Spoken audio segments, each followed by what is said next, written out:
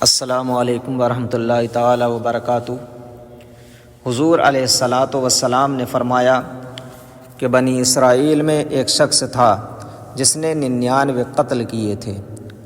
پھر اس نے توبہ کا ارادہ کیا اور ایک راہب کے پاس گیا اور اس سے کہا کہ کیا میری توبہ قبول ہو سکتی ہے؟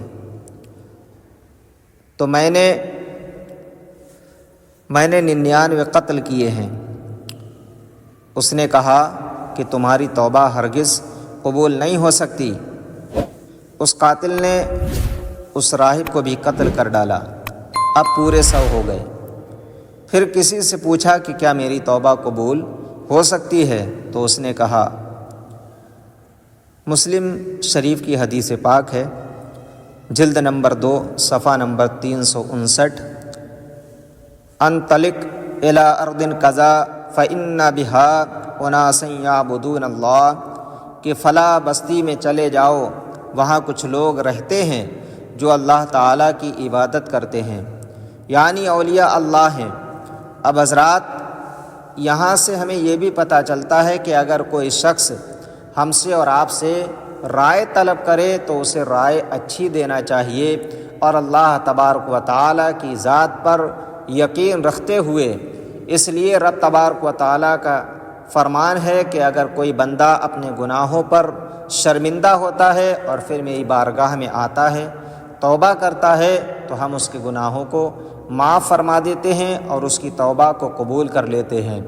مگر بنی اسرائیل میں جب وہ شخص اس راہب کے پاس میں پہنچا تو اس نے اس کے گناہوں کی طرف دیکھا اور اللہ کی رحمت کی طرف نہ دیکھا۔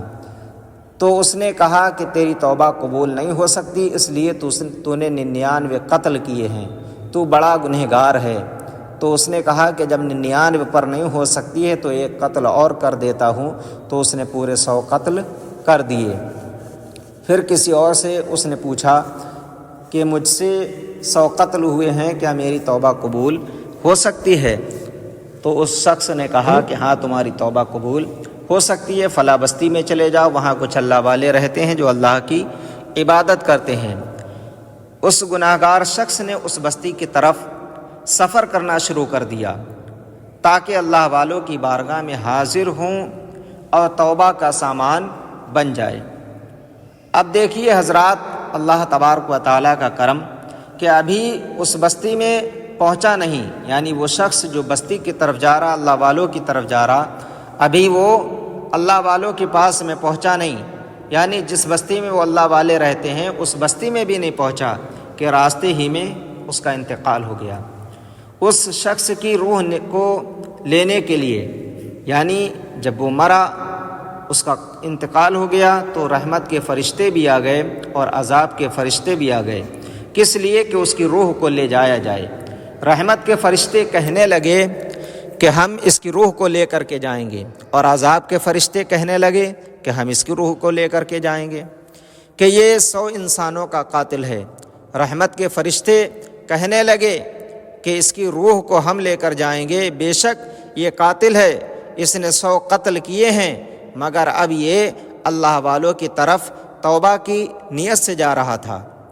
جب فرشتوں کی یہ بحث ہوئی تو رب کائنات نے فرمایا، اللہ تبارک و تعالیٰ کا ارشاد ہوا، اے میرے ملائکہ سنو، جہاں سے یہ شخص چلا تھا، یعنی جس گناہگار بستی سے جس بستی میں اس نے گناہ کیے تھے ادھر سے یہ چلا ہے اور اللہ والوں کی طرف جا رہا ہے، جو جس طرف سے یہ چلا اور جہاں کے لیے جا رہا ہے دونوں طرف کی جگہ کو ناپ لیا جائے۔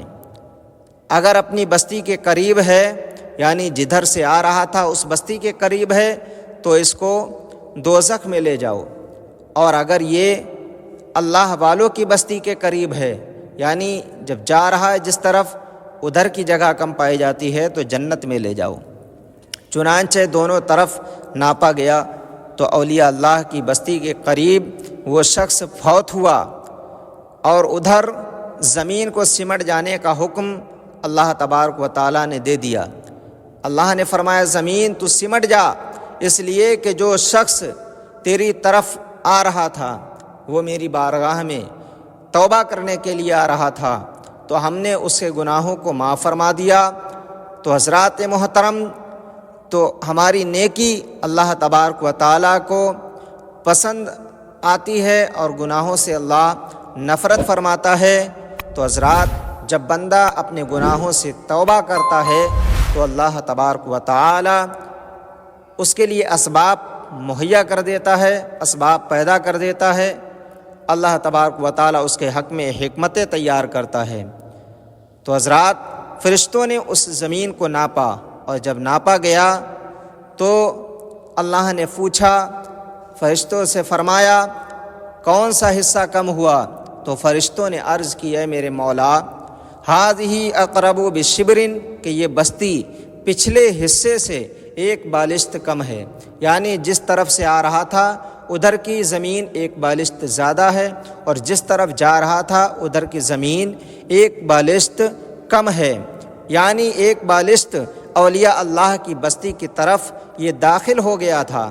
اللہ تعالیٰ کا دریائے کرم جوش میں آ گیا، اور اللہ تبارک و تعالیٰ نے اس بندے کی بخشش فرما دی۔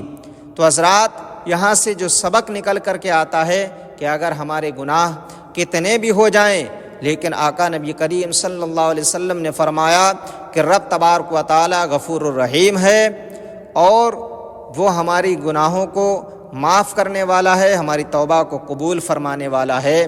تو ہمیں چاہیے کہ ہم اپنے گناہوں سے توبہ کریں۔